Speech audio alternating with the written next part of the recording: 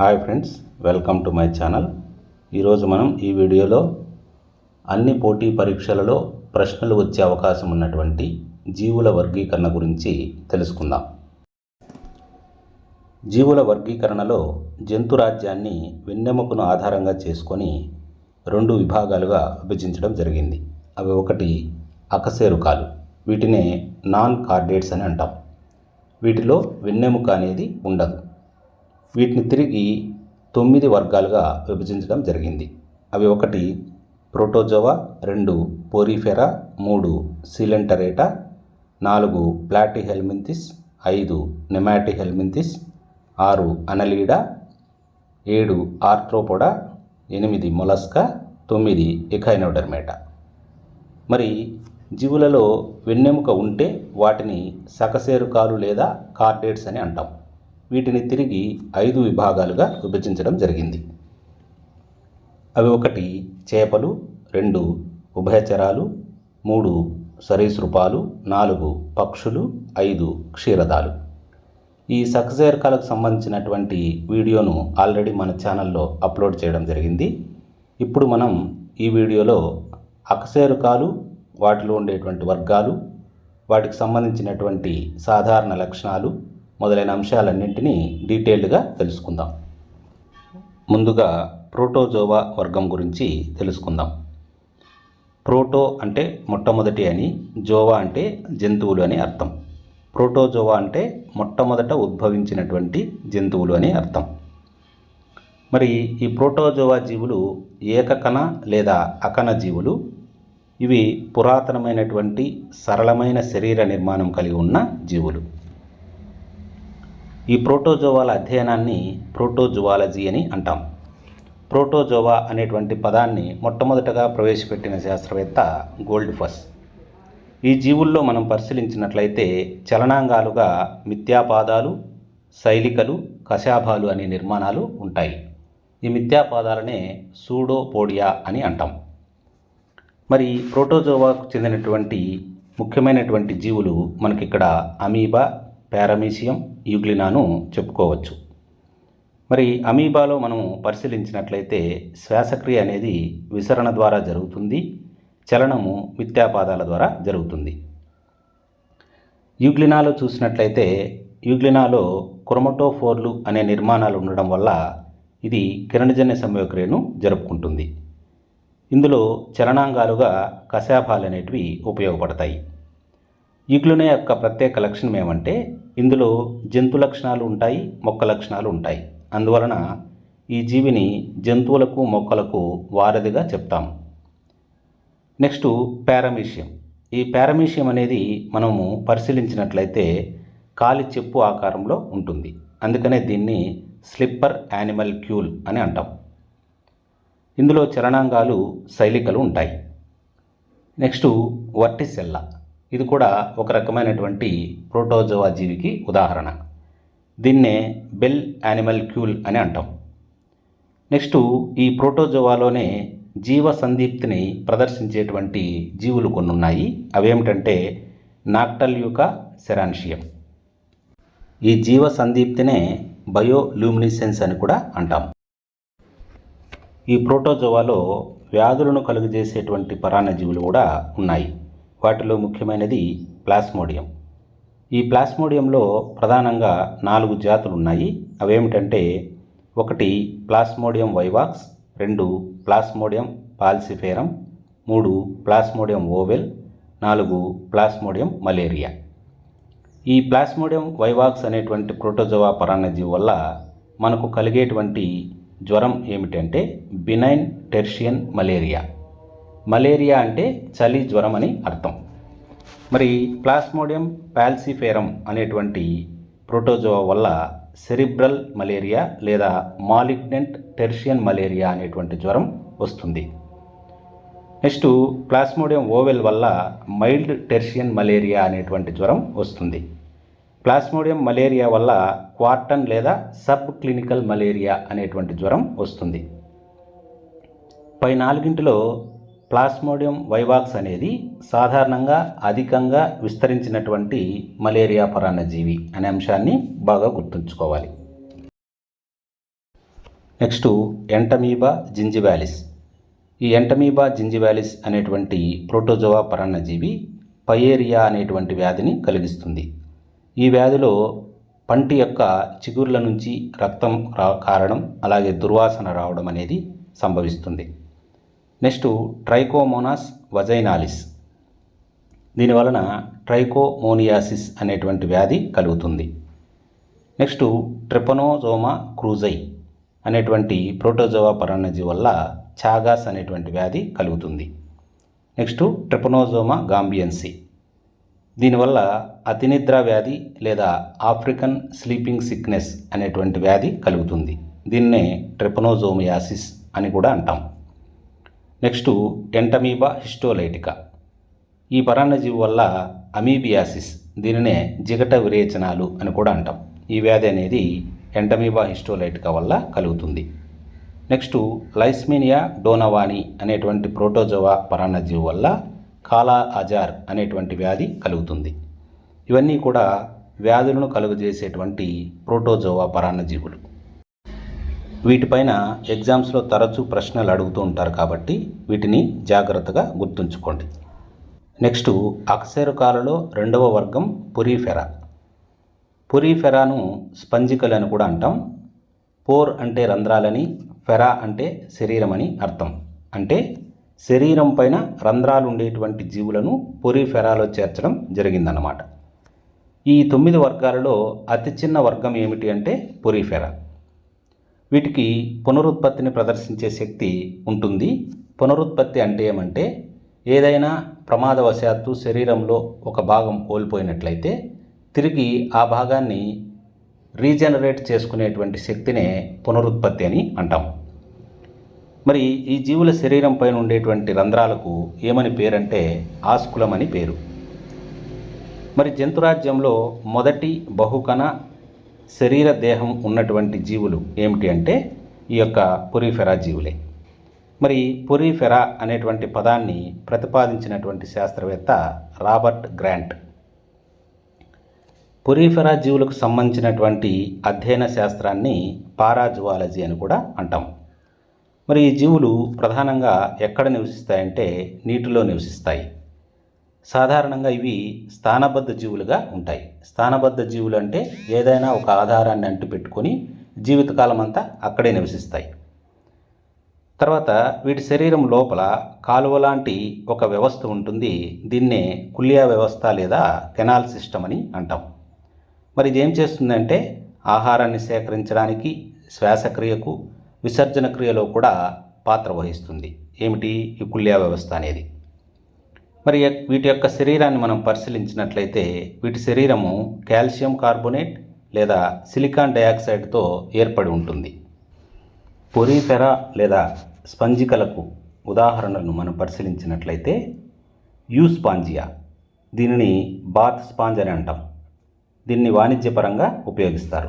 Next Sycon, దీన్ని crown sponge అని అంటాం. నెక్స్ట్ స్పాంజిల్లా, దీనిని మంచినీటి స్పంజిక అని అంటాం. నెక్స్ట్ హైలోనీమా, దీన్ని గ్లాస్ రోప్ స్పాంజ్ అని అంటాం. నెక్స్ట్ యుప్లెక్టెల్లా, దీనిని వీనస్ ఫ్లవర్ బాస్కెట్ అని అంటాం. దీన్ని జపాన్లో పెళ్లిక కానుకగా ఇస్తారు.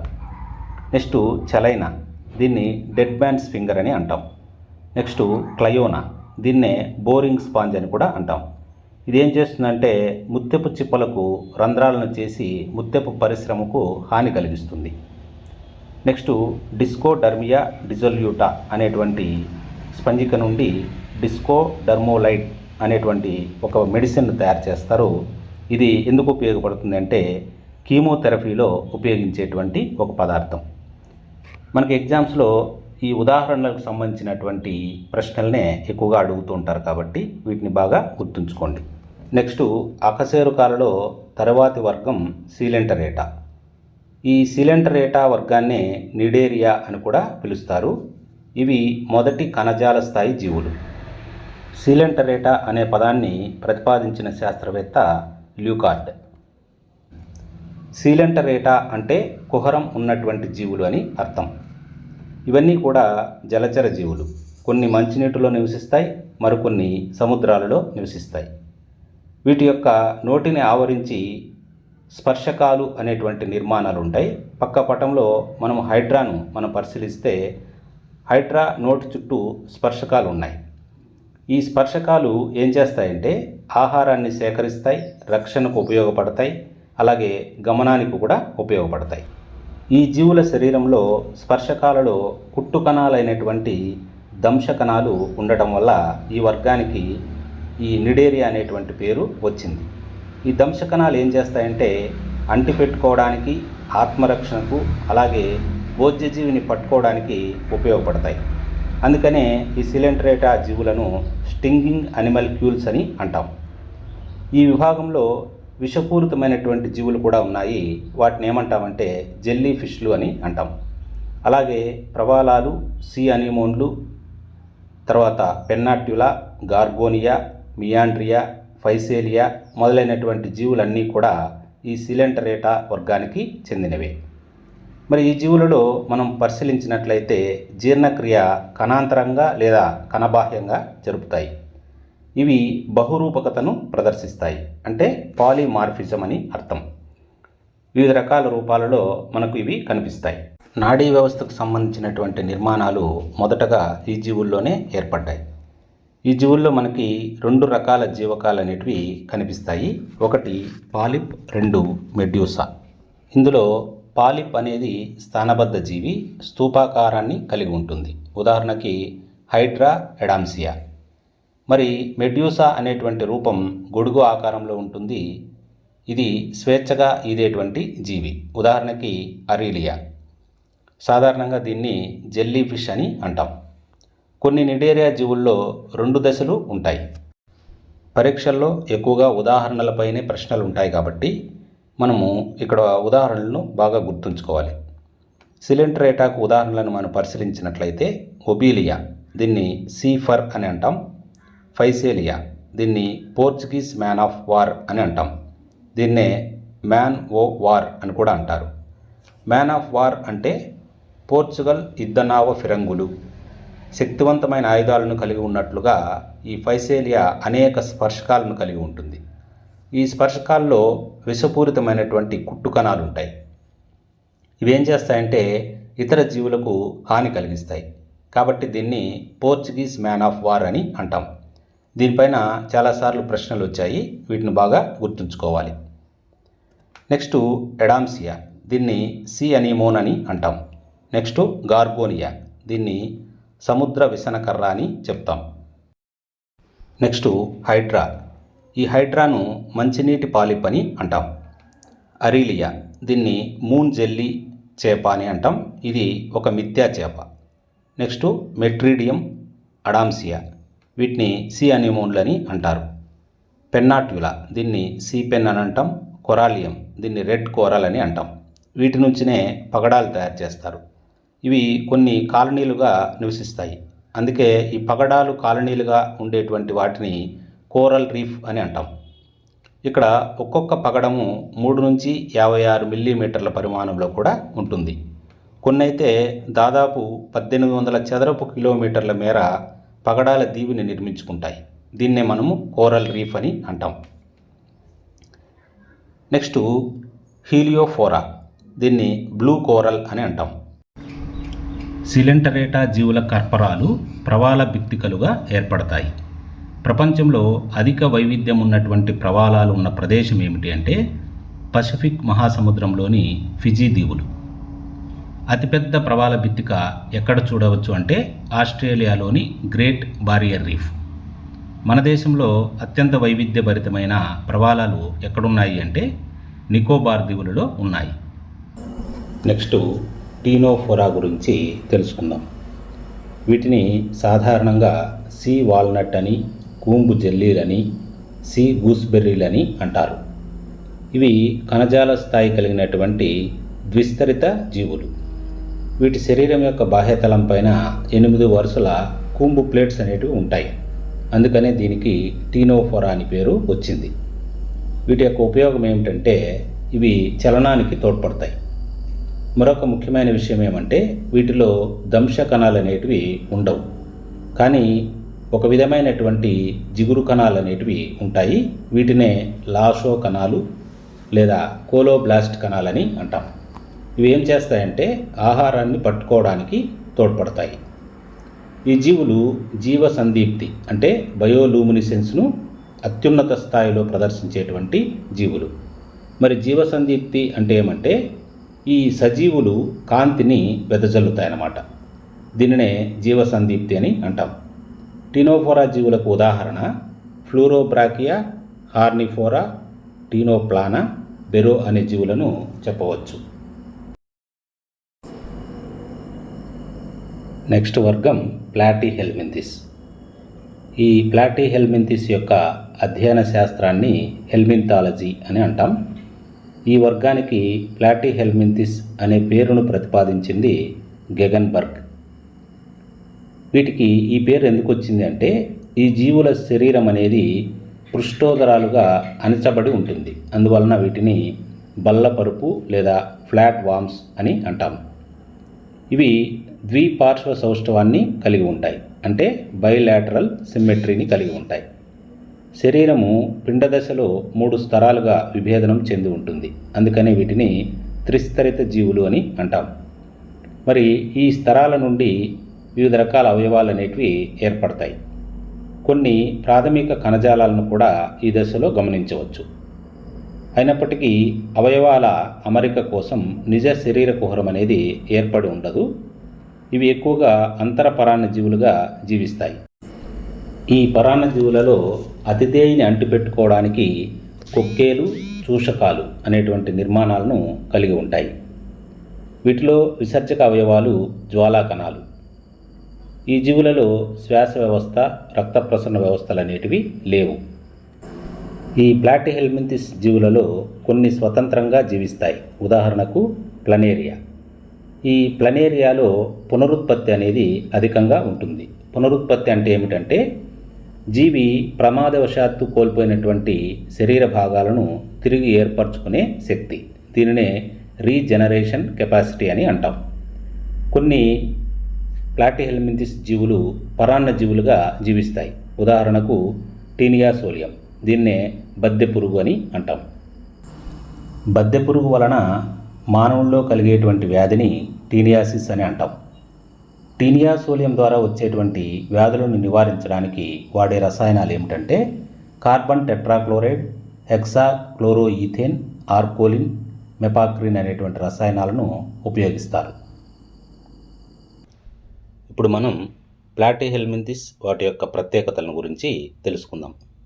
వీటిపైనే మనకు ఎగ్జామ్స్లో ప్రశ్నలు వస్తూ ఉంటాయి కాబట్టి జాగ్రత్తగా వినండి. ఒకటి టీనియా సోలియం. ఈ టీనియా సోలియంనే ఫోర్క్ టేప్వామ్ అని అంటాం. Next taenia saginata. దీనిని బీఫ్ టేప్వామ్ అని అంటాం. ఈ రెండు కూడా మానవులలో టీనియాసిస్ అనేటువంటి వ్యాధిని కలిగిస్తాయి. నెక్స్ట్ ఇఖైనోకోకస్ గ్రాన్యులోజస్ అనేది కుక్కలలో పరాన్నజీవిగా ఉంటుంది. దీనినే డాగ్ టేప్వామ్ అని అంటాం. ఇది హైడెటిడ్ అనేటువంటి వ్యాధిని కలిగిస్తుంది. Next schistosoma haematobium. దీనిని బ్లడ్ ఫ్లూక్ అని అంటాం. ఇది సిస్టోజోమియాసిస్ అనేటువంటి వ్యాధిని కలిగిస్తుంది. Next fasciola hepatica. దీనిని లివర్ ఫ్లూక్ అని అంటాం. ఇది గొర్రెలలో లివర్ ర్యాట్ అనేటువంటి వ్యాధిని కలిగిస్తుంది. నెక్స్ట్ అకశేరుకాలలో మరొక వర్గం నెమాటీహెల్మింథిస్. వీటికే ఆస్క్ హెల్మింథిస్లని, నెమటోడా అని కూడా పేరు. వీటిని శరీర నిర్మాణాన్ని బట్టి గుండ్రటి పురుగులు అని, దారపు పురుగులు అని, నులు పురుగులని, ఏలికపాములని కూడా పిలుస్తారు. ఇవి త్రిస్తరిత జీవులు. వీటి యొక్క శరీరం అనేది ద్విపార్శ్వ సౌష్ఠవాన్ని చూపిస్తుంది. కానీ శరీరాకృతి అనేది ప్లాటీహెల్మింథిస్ లాగా బల్లపరుపుగా ఉండక స్తూపాకారంగా ఉంటాయి. ఇవి అవయవస్థాయి కలిగినటువంటి జీవులు. మొట్టమొదటగా ఈ జీవుల్లోనే జీర్ణనాళం అనేది ఏర్పడింది. మరి వీటిలో కణజాలాలు అనేటివి విభేదనం చెంది కనిపిస్తాయి, కానీ నిజమైన అవయవాలు అనేటివి ఉండవు.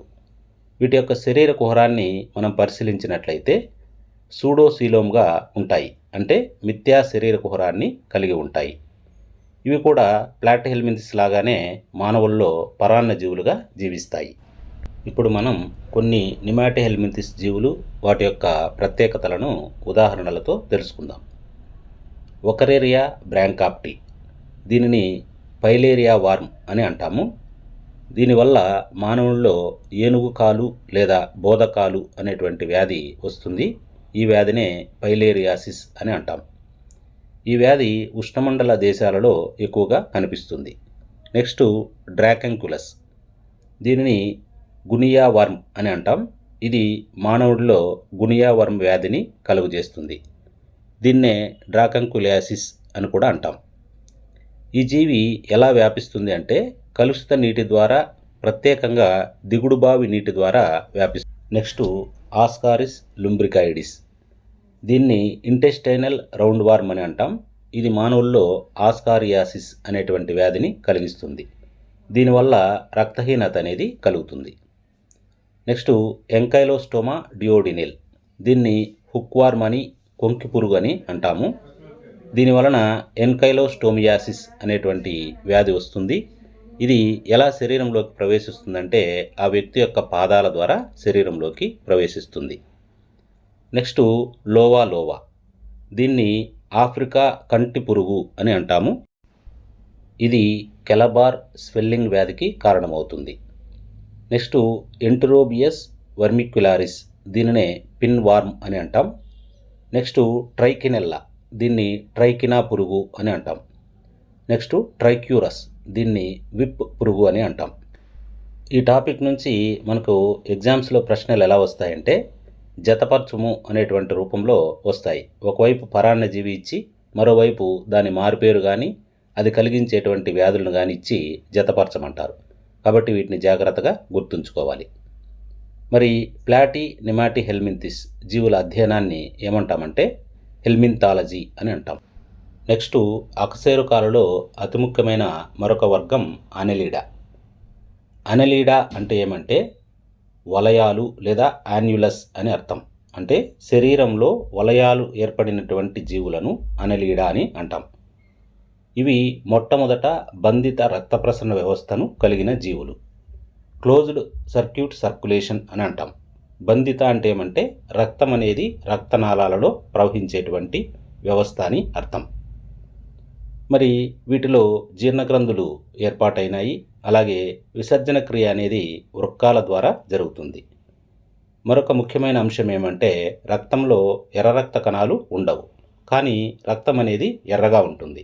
కారణం ఏమంటే ఈ ప్లాస్మాలో రక్తం ఎరుపు రంగుకు కారణమైనటువంటి హీమోగ్లోబిన్ అనేది కరిగి ఉంటుంది. ఇలాంటి రక్తాన్ని హీమోలింఫ్ అని అంటాం. కొన్ని జీవుల్లో శ్వాసక్రియ అనేది ఈ అనెలీడాలో చర్మం ద్వారా జరుగుతుంది. మరి వీటిలో చలనానికి ప్రత్యేకమైన నిర్మాణాలు ఏర్పాటైనాయి. అవేమంటే సూకాలు. నెక్స్ట్ ఇవి మొదటి నిజ శరీర కుహరం కలిగినటువంటి జీవులు. మరి నీరిస్ అనేటువంటి జీవులో పార్శ్వపాదాలు అనేటివి ఉంటాయి. ఇవి ఈదడానికి శ్వాసక్రియకు తోడ్పడతాయి. అనెలీడా జీవులలో ఏర్పడేటువంటి నత్రజని సంబంధ వ్యర్థ పదార్థం ఏమిటి అంటే యూరియా. ఇప్పుడు మనం అనెలీడా వర్గానికి చెందినటువంటి కొన్ని జీవులు వాటి యొక్క ప్రత్యేకతలను పరిశీలిద్దాం. మొదట వానపాము. ఈ వానపామును ఎర్త్వామ్ అని అంటాము. దీని యొక్క శాస్త్రీయ నామం పెరిటిమా పోస్తుమా. మరి వానపాముల పెంపకాన్ని వర్మికల్చర్ అని అంటాం. వానపామును సహజ నాగలి అని అంటారు. ఎందుకంటే ఇది నేలను వదులు చేస్తుంది. అలాగే రైతుకు నేలలో ఎరువులను చేర్చి రైతు నేస్తంగా చెప్పబడుతుంది. మరి ఈ వానపామును ఉపయోగించి నేల సారాన్ని అభివృద్ధి చేసి ఎరువులను తయారు చేసేటువంటి విధానాన్ని వర్మికల్చర్ అని అంటాం. ఈ పద్ధతిలో ఏర్పడేటువంటి ఎరువును వర్మీ కంపోస్టింగ్ అని అంటాం. మరి న్యూజిలాండ్ దేశంలో మావోరీ అనేటువంటి తెగ ప్రజలు వానపామును సాంప్రదాయంగా ఆహారంగా తీసుకుంటారు. అలాగే సకశేరుకాల్లో కాలేయాన్ని పోలినటువంటి కొన్ని ప్రత్యేక కణాలు ఇందులో ఉంటాయి. వాటిని క్లోరోగోజన్ కణాలు అని అంటాం. ఈ వానపామును కొన్ని రకాల వ్యాధుల చికిత్సలో కూడా ఉపయోగిస్తారు. అదేమిటంటే గౌట్ అనేటువంటి కీళ్ళ వాపుకు వానపాములను చికిత్సగా ఉపయోగిస్తారు. నెక్స్ట్ అనలీడాకు మరొక ఉదాహరణ జలగ. దీనిని లీచ్ అని అంటాం. దీని యొక్క శాస్త్రీయ నామం హిరుడునేరియా. ఇది రక్తాన్ని పీల్చేటువంటి జంతువు. ఈ విధంగా రక్తాన్ని పీల్చేటువంటి జంతువులను సాంగ్వివోరస్ అని అంటాం.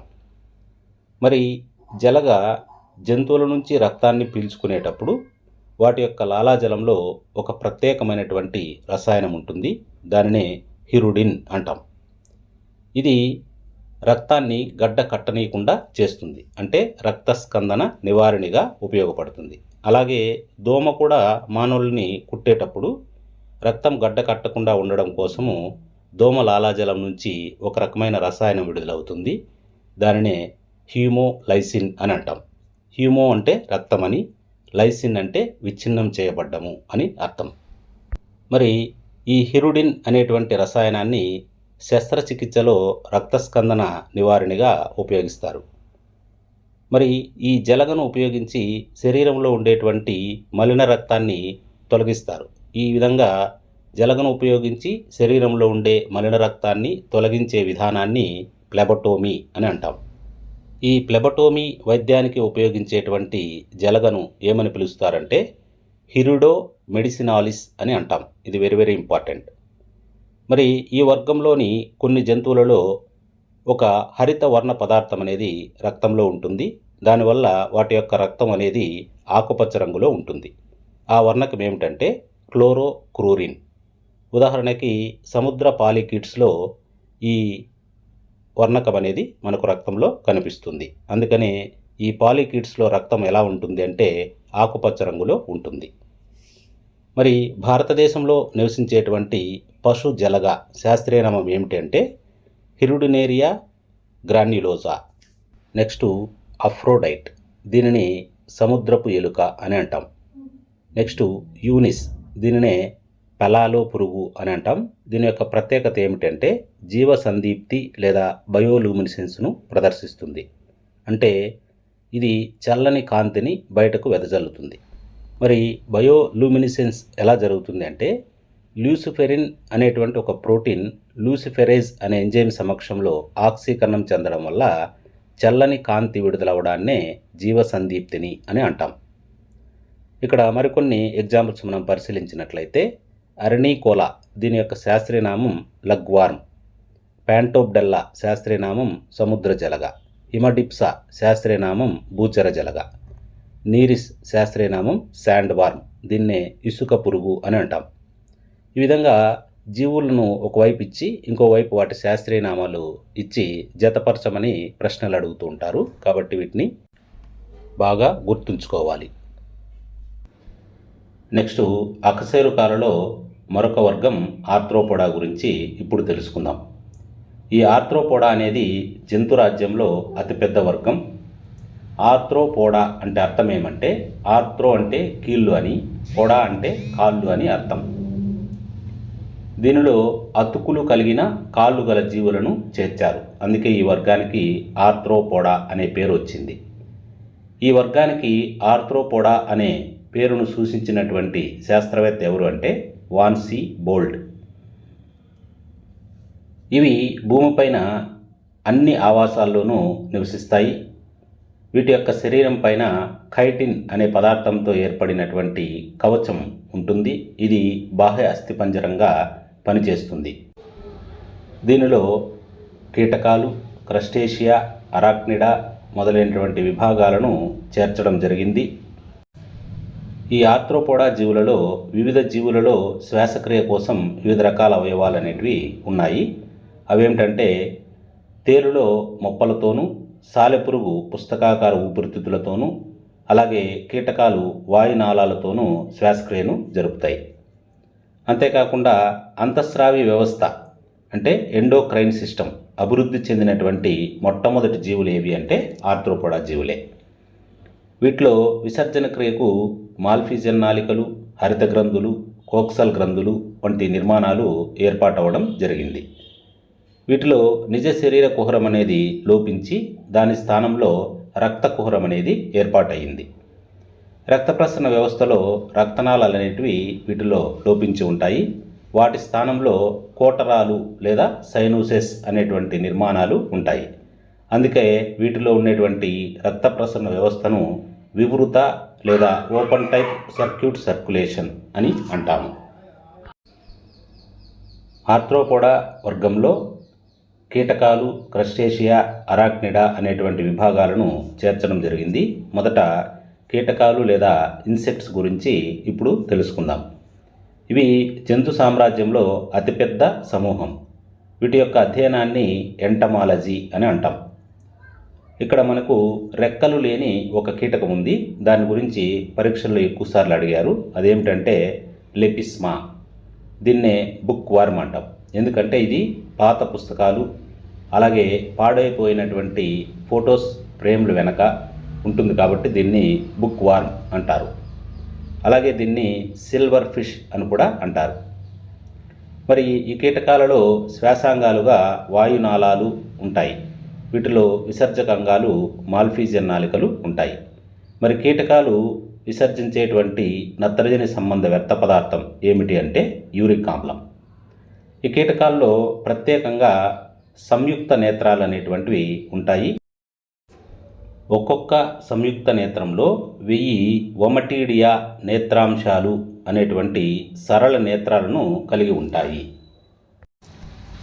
ఈ కీటకాలు ఒక ప్రత్యేకమైనటువంటి హార్మోన్లను విడుదల చేస్తాయి. వీటినే ఫిరోమోన్స్ అని అంటాం. ఇవి కీటకాలలో సమాచార మార్పిడికి ఉపయోగపడేటువంటి ప్రత్యేక బాహ్యస్రావక రసాయనాలు. ఇవి ఆవిరి రూపంలో విడుదలవుతాయి. వీటి యొక్క ఉపయోగం ఏమంటే ఈ ఫిరోమోన్లు అనేటివి దిశానిర్దేశానికి, అలాగే శత్రువుల యొక్క రాకను తెలియజేసేటువంటి హెచ్చరికల జారీకి, ఆడ మగ కీటకాల మధ్య లైంగిక ఆకర్షణకు ఉపయోగపడతాయి. పంట పొలాలపై కొన్ని కీటకాలు దాడి చేస్తూ ఉంటాయి. ఈ విధంగా దాడి చేసే చీడపీడలను నివారించేందుకు ఇటీవల కాలంలో లైంగిక ఫిరోమోన్ ఆధారిత లింగాకర్షక బుట్టలు వినియోగంలో ఉన్నాయి. మరి చీమలు, కందిరీగలు, చెదలు, తేనెటీగలను సాంఘిక కీటకాలుగా చెప్తాం. చీమల అధ్యయనాన్ని మిర్మికాలజీ అని అంటాం. చెదలను వైట్ యాంట్స్ లేదా టెర్మిట్స్ అని కూడా అంటారు. ఈ అంశాలను కూడా మనం గుర్తుంచుకోవాలి. మనం ఇళ్లలో చల్లదనం కోసం ఉపయోగించేటువంటి ఏసీ లేదా ఎయిర్ కండిషనింగ్ అనేటువంటి యంత్రాన్ని ఏ ప్రక్రియ ఆధారంగా రూపొందించారంటే చెదల పుట్టల నిర్మాణం ఆధారంగా రూపొందించారు. ఈ చెదలు లేదా టెర్మిట్స్ అనేవి మనిషికి మంచి ఆహారంగా ఉపయోగపడతాయి. నెక్స్ట్ 360 డిగ్రీలలో తలను తిప్పగల ఒకే ఒక కీటకం ఏమిటి అని అడిగితే గొల్లభామ అని గుర్తుంచుకోవాలి. ఇప్పుడు మనం ఆర్థ్రోపోడాకు సంబంధించి కొన్ని జీవులు, వాటి యొక్క ప్రత్యేకతల గురించి తెలుసుకుందాం. మొదట పెరిపేటస్ గురించి తెలుసుకుందాం. ఈ పెరిపేటస్ అనేటువంటి జీవి అనలీడా, ఆర్థ్రోపోడా వర్గాలకు అనుసంధానంగా కనెక్టింగ్ లింకుగా పనిచేస్తుంది. నెక్స్ట్ లిమ్యులస్. దీన్ని రాచపీత అని అంటాం. దీన్నే సజీవ శిలాజం అని కూడా అంటాం. నెక్స్ట్ స్కౌలోపెండ్రా, స్కూటీజెరా. వీటిని శతపాదులు అని అంటాం. నెక్స్ట్ జూలస్. దీన్ని సహస్రపాది అని అంటారు. నెక్స్ట్ తేనెటీగలు. ఈ తేనెటీగల యొక్క పెంపకాన్ని ఎపికల్చర్ అని అంటాం. వీటిలో 3 రకాల తేనెటీగలు ఉంటాయి. ఒకటి రాక్ తేనెటీగ. దీనిని ఎపిస్ డార్సెటా అని అంటాం. ఇది పోరాటానికి సిద్ధంగా ఉంటుంది. ఇది చాలా అపాయకరమైనటువంటి తేనెటీగ. నెక్స్ట్ ఇండియన్ తేనెటీగ. దీనిని ఎపిస్ ఇండికా అని అంటాం. ఇది మచ్చిక జాతి. దీని నుంచినే తేనెను ఎక్కువగా ఉత్పత్తి చేస్తారు. నెక్స్ట్ లక్కపురుగు. ఈ లక్కపురుగు యొక్క శాస్త్రీయనామం లాక్సిఫర్ లక్క, టకార్డియా లక్క అని చెప్తాం. నెక్స్ట్ ఇక్కడ మనకి పోటీ పరీక్షల్లో వివిధ జీవులు, వాటి యొక్క లార్వాల యొక్క పేర్లు అడుగుతుంటారు కాబట్టి వాటిని మనం ఇప్పుడు తెలుసుకుందాం. ఈగ యొక్క లార్వాను మగ్గాట్ అంటాం. దోమ లార్వాను రెగ్యులర్ అని అంటాం. పట్టిపురుగు, సీతాకోక చిలుక, మాత్ల యొక్క లార్వాను క్యాటర్ పిల్లర్ లేదా గొంగలి పురుగు అని అంటాం. తేనెటీగ, చీమలు, బీటిల్స్ యొక్క లార్వాను గ్రబ్ అని అంటాం. బొద్దింక యొక్క లార్వాను సరూప శాబకము లేదా నింఫ్ అని అంటాం. పట్టుపురుగు ప్యూపాను క్రైసాలిస్ అని అంటాం. ఈగ లార్వా మెగ్గాట్ను ఉపయోగించి వైద్యరంగంలో గాయాలను శుభ్రం చేసేటువంటి పద్ధతిని ఏమంటామంటే మగ్గాట్ థెరపీ అని అంటారు. నెక్స్ట్ జంతురాజ్యంలో రెండవ అతిపెద్ద వర్గం మొలస్కా గురించి ఇప్పుడు తెలుసుకుందాం. మొలస్కా అంటే మెత్తని శరీరం ఉన్న జీవులు అని అర్థం. మెత్తని శరీరం ఉన్నటువంటి జీవులను చేర్చిన వర్గమే మొలస్కా. ఈ మొలస్కా జీవుల అధ్యయనాన్ని మెలకాలజీ అని అంటారు.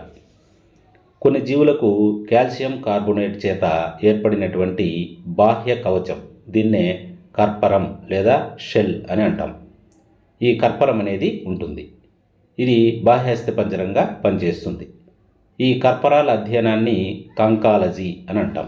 మొలస్కా జీవులలో ఉండేటువంటి శ్వాసవర్ణకం హీమోసైనిన్. ఈ హీమోసైనిన్లో అంతర్భాగంగా ఉండేటువంటి మూలకం ఏమిటంటే రాగి. ఈ హీమోసైనిన్ ఉండడం వల్లనే మొలస్కా జీవుల్లో రక్తం అనేది నీలిరంగులో ఉంటుంది. మరి వీటిలో విసర్జన క్రియ నాళికాయుత అంత్యవృక్కాల వల్ల జరుగుతుంది. సాధారణంగా వీటిని మామూలుగా మన మూత్రపిండాలతో పోలుస్తారు. అలాగే మొలస్కా జీవులలో నీటి యొక్క శుభ్రతను గుర్తించడానికి కొన్ని నిర్మాణాలు ఉంటాయి. వాటినే ఓస్ప్రిడియం అని అంటాం. అలాగే వీటిలో రక్షణకు తోడ్పడేటువంటి ఒక నిర్మాణం ఉంటుంది. దానినే ముషీర గోని లేదా ఇంక్ గ్లాండ్ అని అంటాం. అలాగే గ్యాస్ట్రోపోడా సమూహంలో టార్సాన్ అనేటువంటి నిర్మాణం ఉంటుంది. ఇప్పుడు మొలస్కా జీవులు వాటి యొక్క ప్రత్యేకతల గురించి తెలుసుకుందాం. నత్త, దీన్ని స్నెయిల్ అని అంటాం. దీని నాలుక పైన రాడ్యులా అనే నిర్మాణము ఉంటుంది. ఇది ఆహార సేకరణలో ఉపయోగపడుతుంది. ముత్యాలు లేదా పెరల్స్ అనేటివి వీటి నుంచే ఉత్పత్తి చేయబడతాయి. మరి ముత్యాలను ఉత్పత్తి చేసేటువంటి జీవి ఏది అంటే పింటాడా వల్గారిస్. కృత్రిమంగా ముత్యాలను తయారు చేసేటువంటి విధానాన్ని ఏమంటామంటే పెరల్ కల్చర్, ముత్య సంవర్ధనం అని అంటాం. ఈ ముత్యపు చిప్పలు లేదా పింటాడా వల్గారిస్ అనేటువంటి జీవి యొక్క కర్పరము ముత్యాలు రసాయనికంగా కాల్షియం కార్బోనేట్ అనేటువంటి పదార్థం చేత నిర్మితమై ఉంటుంది.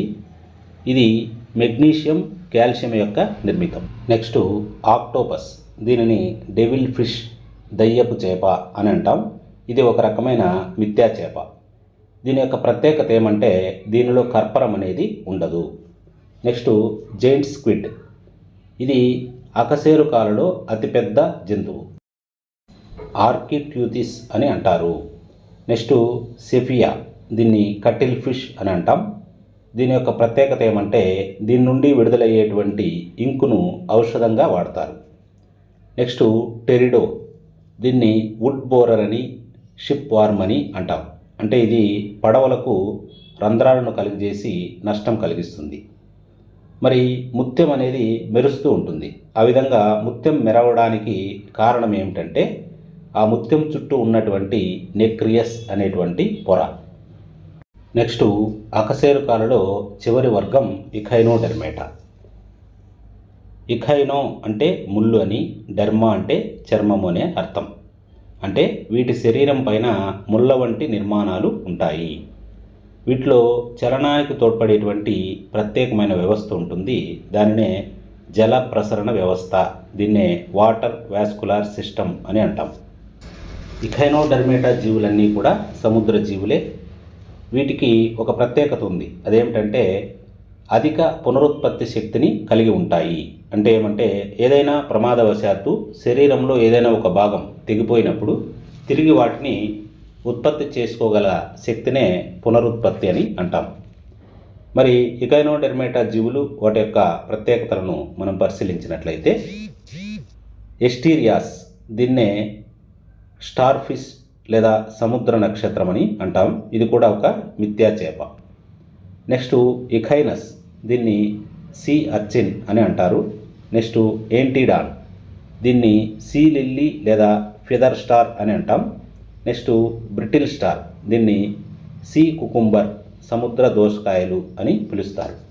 ఇవన్నీ కూడా ఇఖైనోడెర్మేటా వర్గానికి చెందినటువంటి జీవులు. Thanks for watching.